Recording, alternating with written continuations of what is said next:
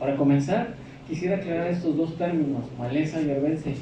Seguramente ya todos los hemos escuchado, pero algunas veces no está bien claro. Finalmente, aquí la Secretaría de Medio Ambiente recapitula a las malezas como plantas que aparecen en los cultivos, muchas veces crecen en terrenos agrícolas, casi siempre son perjudiciales y limitan el crecimiento, la producción, ya sea por competencia de luz, nutrientes, agua, espacio, etc. Y el enfoque que le estamos dando a las arbences son todas aquellas plantas que conviven con los cultivos. Existen a su vez arbences agresivas, a eso es lo que denominamos más específicamente malezas, y otras que tienen poco desarrollo aéreo del follaje, entonces son las arbences nobles. Técnicamente podemos llamar entonces a una maleza como una arbense agresiva. Sin embargo, el punto de vista que nosotros tenemos como agrónomos son los cultivos, ¿no? Entonces las arbences agresivas, es decir, las malezas, son las que nos van a afectar y es necesario estudiarlas y conocer algunas características de ellas. Para eso es el control de las malezas. Algunas desventajas o algunas acciones negativas de estas arbences agresivas son que disminuyen la calidad y cantidad de nuestras cosechas hasta el 70%. Muchas veces deprecian las tierras agrícolas y algunas veces limitan la siembra de un cultivo específico, aumentando hasta el 35% los costos de producción. En términos económicos, esto es muy relevante y muy importante de considerar. Otro aspecto importantísimo es que fungen como hospederos de plagas y enfermedades, y de ahí viene la consecuencia de los altos costos de producción e inclusive el bajo rendimiento de muchos de nuestros cultivos. Para eso, específicamente los herbicidas, aquí hay un término también que quisiera aclarar antes de continuar. El modo de acción es la secuencia de sucesos visibles que ocasionan la muerte de las plantas, y el mecanismo de acción es el sitio donde se realiza la acción bioquímica del herbicida. A esto le llamamos sitio de acción, o en inglés target site. Es muy importante esto porque de ahí se deriva el manejo de la resistencia. Otro término que quisiera aclarar antes es tolerancia y resistencia. La tolerancia es la capacidad innata de una especie para sobrevivir o multiplicarse luego de un tratamiento de un herbicida. A diferencia de la resistencia, esto es una capacidad evolutiva, es decir, que ya se encuentra dentro de su información genética de una población para sobrevivir a un herbicida al cual anteriormente era susceptible. Desde este punto de vista encontramos dos tipos de mecanismos de resistencia a herbicidas. El primero tiene que ver con el sitio activo, es decir, el target site, y aquí hay dos maneras en las cuales las plantas se hacen resistentes. El primero consiste en que la plantita, la arbense agresiva, sobreexpresa los genes del sitio activo. Entonces, cuando tenemos una sobreexpresión de genes, hay una sobreexpresión de proteínas, y por ende, si nosotros agregamos un herbicida, al estar en bajas concentraciones y el gen altamente expresado, pues su efecto va a ser negativo. Entonces, eso le va a conferir una resistencia por sobreexpresión genética. Hay otro tipo de expresión en el target site que es un gen insensible. Esto se da usualmente de varias maneras. Nosotros podemos hacerlo mediante ingeniería genética. Tal es el caso de los maíces transgénicos, por ejemplo, que resisten al glifosato, en el cual un gen se hace insensible ante un sustrato, en este caso el glifosato. Ahorita vamos a especificar un ejemplo de eso. Otra cosa, por ejemplo, algunos genes se vuelven insensibles porque posiblemente puede haber una transferencia horizontal de una especie a otra especie de un gen que tiene que ver con el sitio activo de ese herbicida específico. Por otra parte, hay otros mecanismos de resistencia que no son propiamente en el sitio activo, y aquí vemos 4. La primera es que se reduce la absorción del herbicida. La segunda es que la translocación del herbicida se ve disminuida. es decir, el herbicida ya no se mueve, simplemente se queda y no se trasloca a los demás tejidos. El otro mecanismo que tiene que ver no con el sitio de acción es el secuestro del herbicida, y también el número 4 es que el herbicida se degrada, ¿no?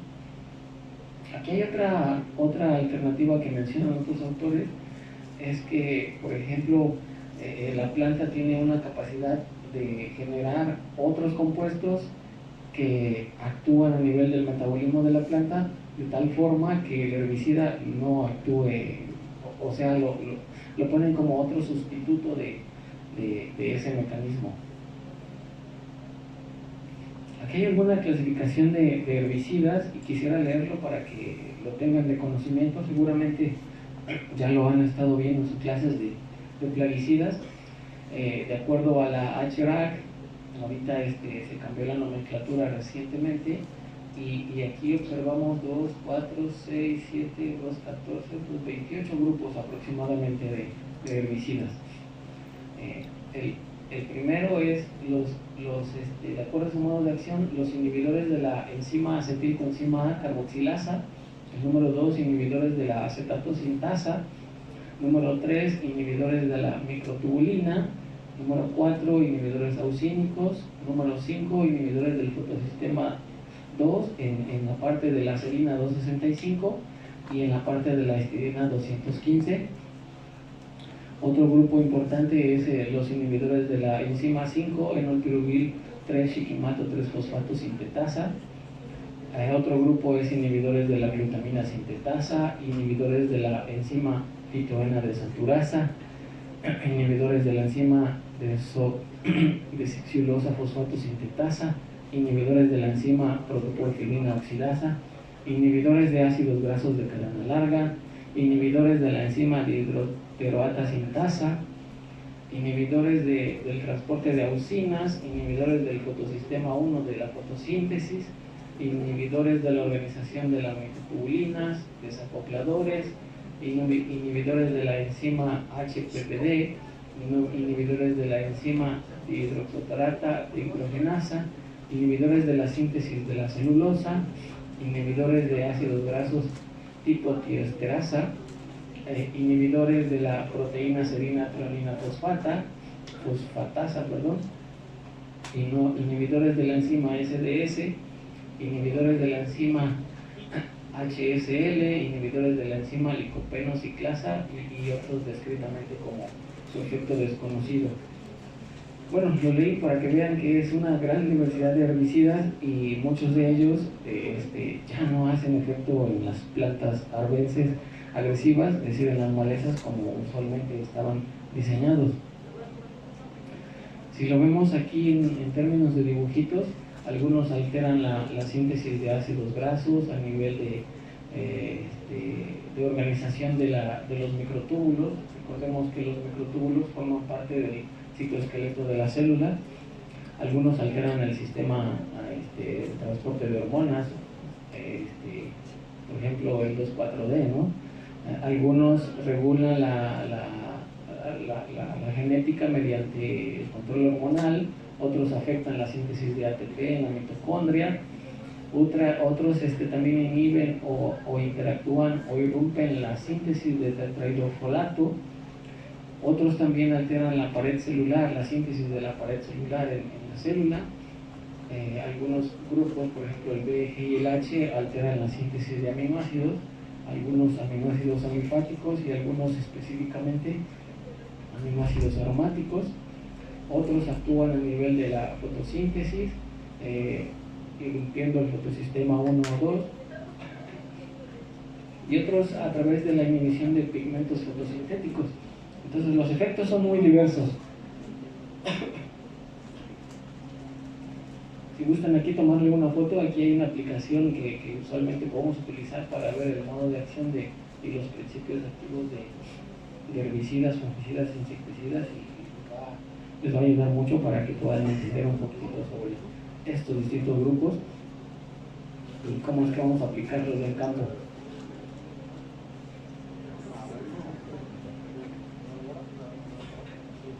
aquí observamos algo bien importante. Chequemos aquí que en la época de 1980 es cuando se comenzó a incrementar la resistencia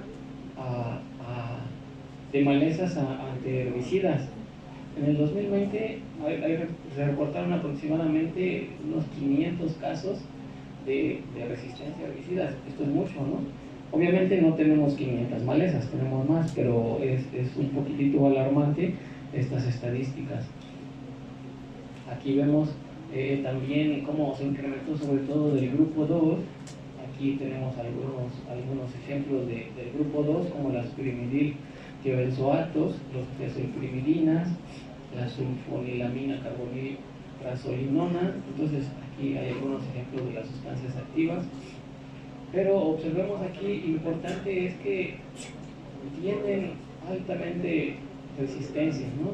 El número de especies ante ese grupo químico pues es elevado. ¿Qué podemos concluir? Que pues deberíamos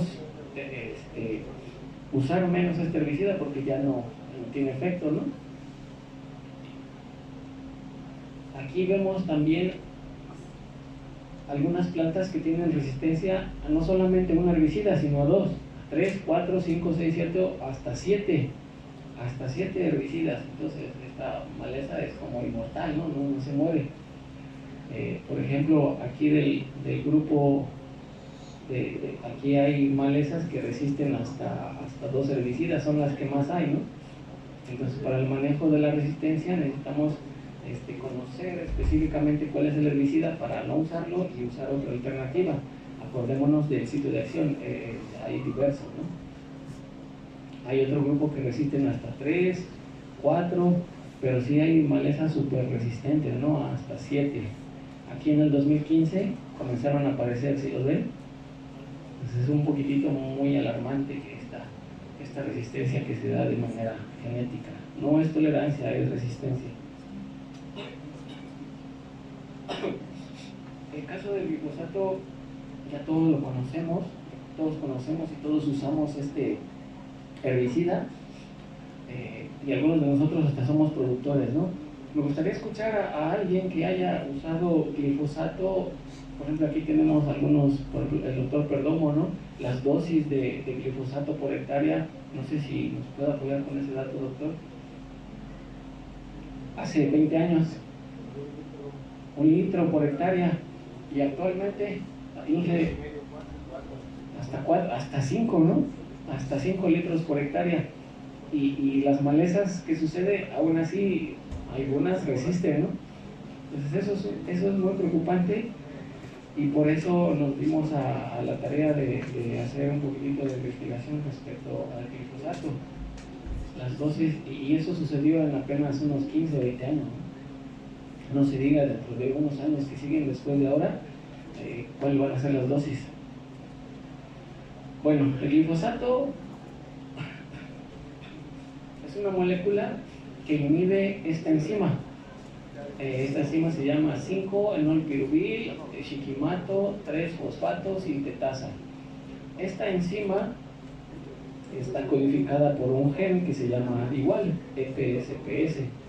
Y esta enzima lo que hace es que une estas dos moléculas, el fosfonolpiribato y el shikimato 3-fosfato, para formar corismato. El corismato a su vez es precursor de aminoácidos aromáticos. Aquí mencionamos fenilalanina, tirosina y triptófano. Entonces, si no hay síntesis de estos 3 aminoácidos, la planta se va a morir. Entonces, lo que hace el glifosato es que irrumpe, inhibe esta enzima y paz. No hay síntesis de corismato, no hay fenilalanina, tirosina ni triptófano, y paz, la planta se muere. ¿Cómo hacer que el glifosato no ataque esta enzima? Bueno, usualmente se ha transformado genéticamente esa enzima mediante la Agrobacterium tumefaciens, y aquí se obtiene una proteína transformada genéticamente, y en donde las plantas no se mueren. Otra modificación genética para propiciar la resistencia es el maíz modificado. Los gringos tienen esta enzima, en lugar de la PSPS, tienen las 2M, PSPS, y entonces ellos cultivan maíz, aplican glifosato y se muere todo, menos la plantita, porque resiste al glifosato. Está bien, ¿no? Sin embargo, si nosotros quisiéramos hacer esa estrategia aquí en el país, pues es complicado porque somos origen, ¿no?, de esta especie, y es muy preocupante porque una de las consecuencias es la pérdida de biodiversidad. Y bueno, estas son formas de enzimas sensibles al glifosato. Aquí Bergson en el 2002 han reportado por alguna mutación también de esa enzima, como Leucina indica, Echinocloa, Lolium y Leptocloa, recientemente HIP en el 2019, y también HIP reportó a Videns pilosa, aquí le llaman algunas veces acahual blanco, que ya tienen esta resistencia porque han tenido una mutación en esa enzima, entonces resisten al glifosato por una mutación. Esto les confiere una resistencia. Es importante mencionar que aquí estas 4 especies usualmente son de la familia Poaceae, y bueno, aquí aparece una de la familia Asteraceae, y aquí en la región en donde estamos en Morelos, pues es importante también, además de los pastos, es importante esta especie, ¿no?, Videns pilosa, el acahual. Por otra parte, también el Gaines en el 2011 reporta sobre expresión de este gen en especies como Lotus, Amaranthus y Conisa canadiensis. Es muy común aquí en esta zona, ¿no? Le llaman quintonil o le llaman quelite, incluso es comestible, ¿no? Aquí esta resiste al glifosato, entonces conforme pase el tiempo va a haber un cambio evolutivo en el cual la resistencia se va a comenzar a incrementar, de tal modo que pues el glifosato ya no va a hacer efecto. Si actualmente aplicamos 5 litros por hectárea, en unos 5 o 10 años esa dosis no va a ser suficiente por esta sobreexpresión génica. Aquí vemos también algunas especies de que ya se han reportado con resistencia, por ejemplo Echinocloa, Chloris, Avena fatua, Bromus, Lactuca, Elianthus. Vemos muchas especies de pastos, ¿no?, pero también de otras familias, Echinocloa, por ejemplo, ¿no?, Tardus, Ordeum, y bueno, estas ya son resistentes, y una vez que sean resistentes, pues ya no hay marcha atrás. Necesitamos aplicar otra estrategia si queremos hacer el control de estas malezas. De igual manera aquí, ¿cómo es la regulación en México respecto a la resistencia? Hasta el 2019 la CIBIOYEN reportaba 600 permisos otorgados para estos cultivos transgénicos, específicamente transgénicos con resistencia al glifosato. Vemos aquí alfalfa, algodón no hay mucho problema porque no es comestible, su uso es distinto, pero aquí observemos este dato alarmante, ¿no? 202 permisos para el cultivo de maíz. No sé sinceramente cuál fue la justificación de eso, pero actualmente el gobierno pues ha satanizado mucho esto, y bueno, esto yo creo que sí está a favor de esa satanización, ¿no? No para todos, ¿no?, pero para maíz yo creo que ese fue un punto a favor. Ya no se otorgaron permisos para maíces transgénicos del país en esta administración del presidente actual, y no es que yo le esté echando flores, ¿no?, simplemente estoy con los datos alarmantes que pues estaban, ¿no? Cítrico 6, trigo, frijol, soya, ¿no? Es como si nosotros fuéramos a China y su base de alimentación es el arroz, y si quisiéramos introducir un organismo transgénico de arroz en China, pues no es coherente, ¿no? Entonces hay que tener mucha precaución, y eso es tarea de todos, sobre todo a los que regulan esta cuestión de genéticamente modificados en México. Realizamos un estudio aquí en la escuela sobre el glifosato. Este trabajo se publicó apenas en el 2023, hace un año, en diciembre. Realizamos unos estudios en el Tecnológico de Monterrey, y les voy a presentar algunos resultados respecto a esto. El objetivo general fue identificar malezas en la zona oriente de Morelos con resistencia o tolerancia al glifosato, y la metodología fue la siguiente: colectamos las muestras, las preparamos, se realizó la extracción de ADN, se visualizó y se cuantificó, se realizaron amplificaciones por PCR de dos genes. Este gen es para código de barras, para identificación, y buscamos este gen de resistencia al glifosato a ver cómo estaba y si tenía alguna mutación o si había alguna sobreexpresión. Aquí están los programas que usamos para PCR. Posteriormente purificamos estos productos, y realizamos análisis de restricción enzimática con 4 enzimas, y la que nos funcionó fue la ALU1. Realizamos la secuenciación en el IBT, nos fueron las secuencias, y posteriormente realizamos esos análisis con algunos programas de informáticos como BioD, BLAST, Mega y SnapGeo. Dentro de nuestros resultados, en la colecta, a grandes rasgos, hay más, pero aquí quisiera mencionar nombres comunes que hicimos un censo con los productores antes de realizar la colecta. Aquí en Huichila encontramos esta plantita que le llaman hierba caliente, encontramos esta otra que es agua de gallo, aquí en Jalostop mismo, Sacamantilla, Nuxirilla, Mayuca, Guayapan, Alache, Mazochapan, Quemite de Agua, Telar de Volcán, Quebraplatos, y estos eran comunes usualmente en todos los sitios. Las aplicaciones con glifosato habían sido de hasta 4 litros por hectárea en esta zona. Eso fue resultado del censo que se tuvo con los productores. A partir de la extracción de ADN, aquí tenemos algunas muestras y tenemos aquí datos de la integridad y la concentración que obtuvimos. 3 muestras estaban perfectas. Aquí hicimos un screening y seleccionamos solamente 9 cepas, 9 biotipos, que eran los que usualmente se parecían. Amplificamos aquí el gen de más o menos 1000 pares de bases, está reportado por 1087 pares de bases, y bueno, aquí están los resultados, nuestras manchitas en electroforesis de agarosa, y bueno, ya teníamos el gen tRNL en nuestros tubitos para poder estudiarlos. Tenemos muy buena calidad en todas nuestras muestras y estaban perfectas para su análisis. También intentamos amplificar la EPS-PS. Aquí nos topamos con un problemita, un detallito que todavía estamos por resolver.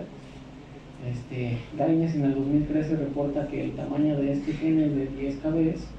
Es un gen, como es un gen eucarionte, este gen presenta entre 2 exones. Aquí vemos que presenta 8 exones.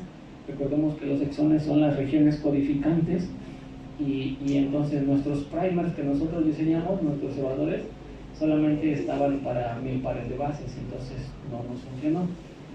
Sin embargo, aquí vemos las manchitas, que sí tenemos material genético y está pesado, es aproximadamente 10 kb. Entonces lo que vamos a hacer es comenzar a secuenciar y a separar bien mediante electroforesis, utilizando un marcador de peso molecular adecuado y cambiando las concentraciones de agarosa y las condiciones de electroforesis para que lo podamos visualizar. También hicimos un análisis de restricción enzimática de este gen para verificar la similaridad de esas especies. Lo hicimos también in sílico. Aquí quisiera explicarles un poquito en qué consisten estos análisis. Por ejemplo, aquí tenemos la secuencia del gen. Tenemos aquí la secuencia de este gen que estamos buscando, y en este caso es el tRN. Y este gen para la muestra MMOR1 tiene un tamaño de 848 pares de bases. Entonces, si nosotros cortamos ese fragmento con la enzima ALO1, aquí corta en el nucleótido número 12 y en el número 17, entonces vamos a tener 2 tamaños de fragmentos. Bueno, en realidad van a ser 3, ¿no? Del 0 al 12, del 12 al 17 y del 17 hasta el 848. Entonces esta muestra corresponde a esta banda, ¿no? Entonces decíamos que 848 más o menos es este tamaño del gen, y el otro está aquí chiquitito, ¿no? No hay nada, porque solamente son 17 nucleótidos. Para el caso de la muestra del biotipo ZMOR8, ¿qué tamaño tiene? Ahí no alcanzo a ver, perdón. 895 y tiene solamente un sitio de corte con halo 1, entonces desde 0 hasta, ¿qué número dice ahí? De 0 a ¿qué, perdón? A 697 y de 697 al resto, ¿cuánto es este tamaño? Ajá, entonces 198 es el que corresponde a este, cerca de 200, y el otro es el grandote, ¿no? Entonces, en la Cumo 9, este es de 833, un cachito va a ser de 23 y el otro el resto. Pues aquí está el cachito de 23 y el otro es el resto, y así sucesivamente, ¿no? Esto lo usamos para verificar la cercanía o el emparentamiento entre las especies. Este estudio se puede hacer con medicina forense, ¿no? Entonces, cuando vemos que, por ejemplo, alguien cometió un delito, extraemos su material genético y se hace este perfil. Los que se parezcan, en este caso, esta número 1 se parece a la número 2, a la número 3, perdón. Si lo ven que tiene el mismo patrón de corte, muy parecido. Entonces, son las mismas, ¿no? Y bueno, para el análisis in silico que vamos a hacer de esta EPS-PS, pues vamos a probar diferentes primers y diferentes cebadores para específicamente colocarnos en el exón que nos interesa. Realizamos árboles filogenéticos y finalmente la M-MOR1 pues resultó ser una espermatoce prostata. Esta ya es tolerante al glifosato, se ha reportado, es una rubiácea.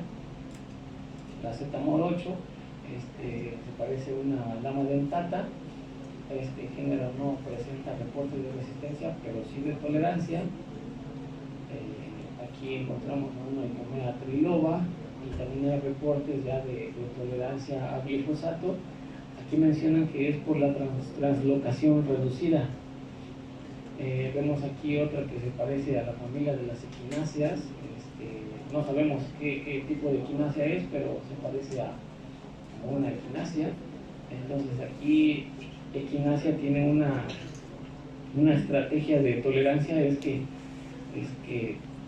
sintetiza ácido cafeico, que es precursor de aminoácidos. Es decir, es otra ruta metabólica alterna para la síntesis de aromáticos. Y entonces equinácea, la familia de las equináceas, el género de equináceas tiene esa estrategia. La J-MOR12 es una Comelina rectans y esta también tiene reportes de tolerancia, aunque no mencionan específicamente cómo hace tolerancia, pero esta maleza ya es muy abundante en toda la zona oriente del estado de Morelos.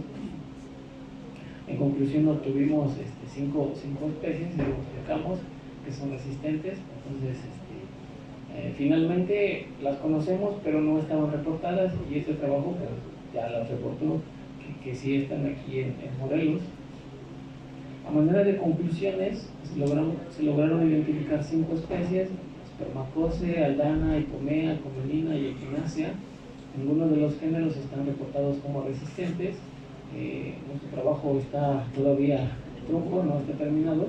Vamos a verificar a qué se debe esa resistencia o a qué se debe esa tolerancia. Entonces consideramos que se requieren otros ensayos que permitan estudiar la secuencia de esta enzima, el sitio activo, y así poder detectar el mecanismo de resistencia de estos biotipos. Con lo estudiado podría deberse a una resistencia en el sitio target o también por alguna modificación fisiológica que evite translocación del herbicida, como eso sí ya está reportado. Estos estudios más específicos nos ayudarán a observar posibles mutaciones en aminoácidos o verificar si hay sobreexpresión para tener exactitud en el mecanismo de resistencia y ya evitar el uso de este.